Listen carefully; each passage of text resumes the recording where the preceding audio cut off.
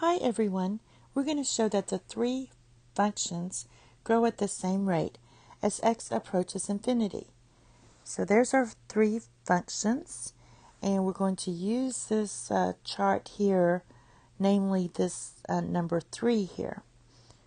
So for them to grow at the same rate, when you compare them, they all have to equal a certain fixed limit that doesn't equal 0. In other words, it can't equal 0 and it can't equal infinity.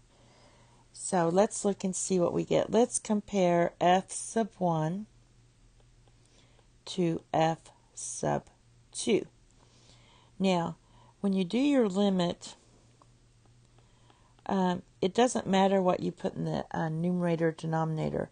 So you want to choose more strategically which is going to be the better way to simplify.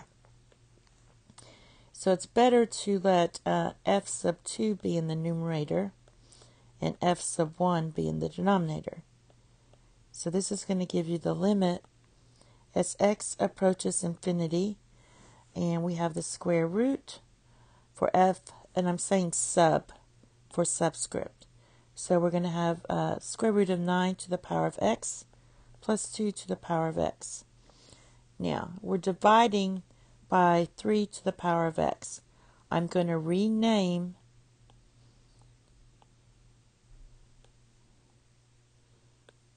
um, 3 to the power of x as square root of 9 to the power of x. These are the same.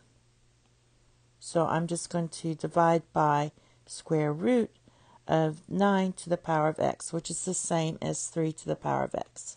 All right, so simplifying, this will be the limit as x approaches infinity, the square root of 9 to the power of x plus 2 to the power of x, and then we're dividing, I'm going to divide each piece by 9 to the power of x. All right, now that we have this, this is going to equal 1, so you're going to have the limit as x approaches infinity, a square root of 1 plus 2/9 to the power of x. Now this part here is going to go to 0, and that's because 2/9 is less than 1. So the denominator is going to grow a lot faster than the numerator, so it's going to eventually go to 0. So basically we have this equals 1, because this is going to go to 0 and we have 1. So that satisfies our condition 3 here. And that means f sub 1 and f sub 2 grow at the same rate. Now let's compare f sub 1 to f sub 3. Again, I'm going to put f sub 3 in the numerator. So let's do that. We have the limit as x approaches infinity, and I'm putting f sub 3 in the numerator. It doesn't matter. It just makes it easier when you simplify.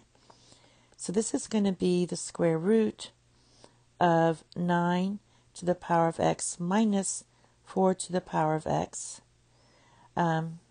Divided by, again, I'm just going to call this square root of 9 to the power of x.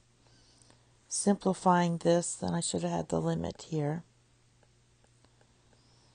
All right, I'll do it right this time. So then you have the limit as x approaches infinity, a square root of 9 to the power of x minus 4 to the power of x. Okay, and then we're dividing everything by 9 to the power of x.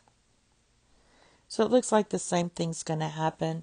What we're going to get is the limit as x approaches infinity, a square root of 1 minus 4 divided by 9 to the power of x.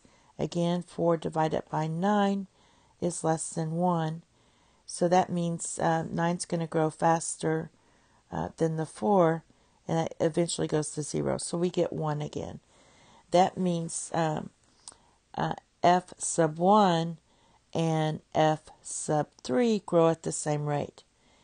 So since f sub 1 grows at the same rate as f sub 2, and f sub 1 also grows at the same rate as f sub 3, by the transitive property, all three functions grow at the same rate.